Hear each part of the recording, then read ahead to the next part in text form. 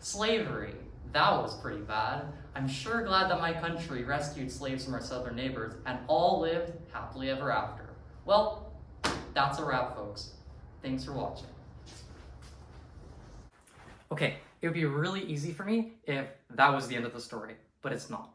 In Canada, we actually have a really long history of slavery, over 200 years worth. And while yes, it's true, American slaves did flee to Canada to escape slavery, Canada had its own slavery, and it's widely not talked about. The content in this video is tough. It's raw. It's something that a lot of people haven't heard of. So grab a seat, or don't. Let's get at it. So, when did it all begin? In 1628, the first slave arrived in a French colony in what is now Quebec. By that point, the French had already enslaved some of the Indigenous people living in the area. Indigenous nations were conquered, and whoever the French didn't kill were enslaved. Indeed, slave labor was a huge part of New France's economy. Roughly 4,000 Black and Indigenous slaves existed in these French colonies in the 1600s and 1700s, and slaves were seen as a normal part of society.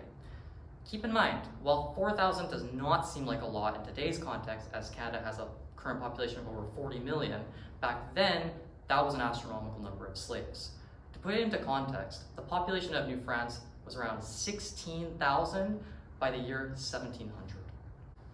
Conditions for slaves in French colonies were unsurprisingly atrocious. Beatings were common, sexual violence ran rampant, and slaves were treated as subhuman. Female slaves were raped, forced to bear children, and separated from their babies immediately after birth. Slaves were auctioned off in marketplaces right next to cattle, just like the stories we all hear in middle school of what happened in the United States. The British were no strangers to slavery either. Many of the same practices in New France were carried out in British North America, including enslaving conquered Indigenous nations. Enslaved people weren't freed when the British took control of New France either. The attitudes at the time were that Black people were natural slaves. However, it was widely believed that Indigenous people were not suited to be slaves. I mean, but who for Indigenous people, I guess? The racists were so racist that they 180'd Indigenous people out of slavery, except that's not even true, as a significant number of slaves in British colonies were Indigenous. And it was far from sunshine and rainbows for Indigenous people after slavery, as the British got a lot more creative with their ways to assimilate and genocide their race of people. However, that is another topic for another video. When Britain fought against the Americans who were fighting for independence, they promised American slaves that if they escaped to Canada and fought for the British, they would receive land from the government and be treated equally to everyone else. And many American slaves took up the British on their deal, and they fought on the front lines. However, when it was time for Britain to hold their side of the deal, they gave the Black loyalists significantly less land than was given to everyone else. The white loyalists who fled to Canada also brought their slaves with them, to which the British had no issue with. The promise made to Black loyalists was not one done out of a newfound wave of tolerance. It was simply because they wanted to raise the finger to America and use their slaves against them. The British abolished slavery in 1834 after 200 years of slavery in Canada. The lives of Black and Indigenous people living in what would soon become Canada lacked improvement even after slavery. Black people faced discrimination at every point in society, like a lack of job opportunities and pay, which forced Black people into hard labor for pennies. Which at that point, I must ask, when did slavery really go away in Canada? Society was separated by race, and Black communities received dramatically less funding from the government for public schools, which wasn't just done because of out of a lack of care for Black people. It was done to prevent Black children from having any other life trajectory than hard, meaningless labor. All of this was done under the reasoning that Black people were dangerous and white people needed to be protected. Attitudes created initially to justify slavery, now used to justify segregation. Black equality and justice didn't happen because the Canadian government wanted to be nice. It was done through hard-fought battles where Black activists stood up and put their lives on the line so that their children could live in a safer world than themselves. Segregation was fought through legal battles where Black activists sued businesses refusing to serve them, and through that, legal precedent was set in Canada that white businesses couldn't discriminate by race. So, why don't we talk about it? For slavery, A lot of the reason is because we didn't have plantation slavery in Canada. And the reason for that is not because we were so tolerant and we thought the conditions in the United States were terrible. The literal reason was because the climate in Canada wasn't suitable for plantation slavery. And let me say, with climate change rolling around the corner, dead slave owners must be rolling in their graves.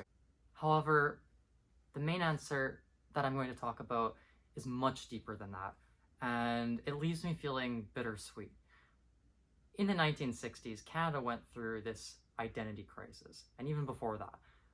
It was right after World War II, and we saw the atrocities of the Holocaust, and as a country and as a world, we came out thinking we're never going to let this happen again. But when we took reflection on ourselves, we found lots of racial discrimination in our own society. At the same time, Canada was in a really weird place where we didn't really want to just be a British colony anymore, and we fully split off from the British monarchy. And we got a new flag, we got a new anthem, and we got this new culture that said that we are tolerant to all different forms of society, and that's great.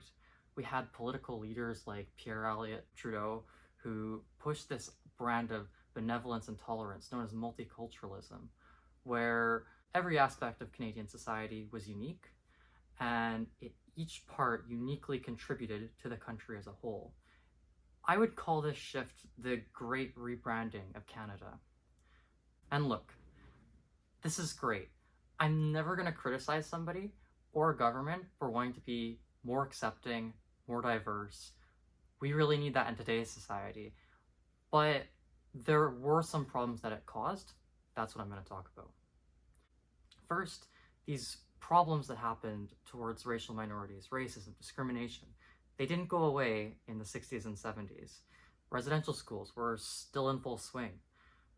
There was still a dominant attitude that Black people were dangerous and white people needed to be protected. And racial minorities saw less opportunities than white people.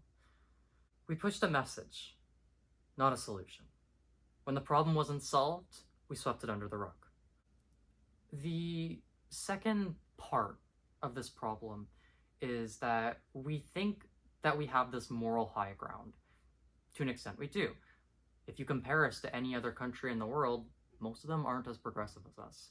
But what that's caused is that when an actual racist thing happens in our society, it's seen as a blip in the system instead of a larger issue. And you know what? Sometimes it is a blip in the system. Sometimes it's this random one-off occurrence, but a lot of it is caused by more systemic factors. I'll give you an example. Let's say there's this police officer that brutalizes this Black person, this horrible racist assault by our Justice Department, and maybe they killed them, maybe they didn't. What happens? The media reports this and says that this horrible cop did this horrible racist thing. Let's say the police chief comes on air, does a news conference and says that this person is now on leave as they're investigating it and they're taking it really seriously, and the police as a whole do not stand for those racist actions, and that does not stand with our Canadian values. And maybe a week later, the headline goes away. But why was that police officer racist in the first place? Hatred is a learned behavior, and no matter how much we say that we're accepting and we foster this society that is loving and caring for all walks of life, there are still children in our country who grow up to be horrible people. We cannot address this systemic issue if we continue to see this as just a blip in the system every single time. If we see that police officer on the news, we have to think, how did they get there? And why did they do that? And how did they grow up? In what part of our society that made them believe those awful things? The third and final part that I'm going to talk to about this problem hits a little bit more close to home for a lot of us watching. I truly believe that Canadians don't know what racism is. A lot of the time when racism happens, we don't see it for what it is. I'll give an example. Open Instagram. Go to Reels, scroll through a dozen of them. It's not hard to find Reels making fun of Indian immigrants, whether that's them having some kind of traditional Indian party and traditional Indian music is playing and then the comments section is making fun of that, or some Indian person talking and being a normal person of society and the comments section is making fun of their accent and the whole purpose of the video is to make fun of this Indian person. This is deeply embedded in our society, and we don't see it for what it is because we think we are this great country, which I do think we are a great country, but we don't see the problems in it. And when this exists, we say there's no way that we could be racist when it is the case. So the point I'm trying to make is that we need to do more introspection on ourselves. But here's the issue. The moment that somebody brings up the terms unconscious bias or the thought that we're the problem, it turns off a lot of people. It turns off a lot of people because we cannot imagine ourselves being racist. So how dare anyone accuse us of being racist? So that's all I got. Like most countries, we have a dark past. But I think we owe it to all the great Canadians that made great change in this country to tell their stories. Yes, slavery did exist for 200 years. And yes, racism still exists today. But remembering the past has to be a priority if we don't want to go back to those times. History is doomed to repeat itself if we forget. We can make a Canada that is more fair for everyone, and education has to be the first priority in that. So thanks for watching and taking the time to learn about this.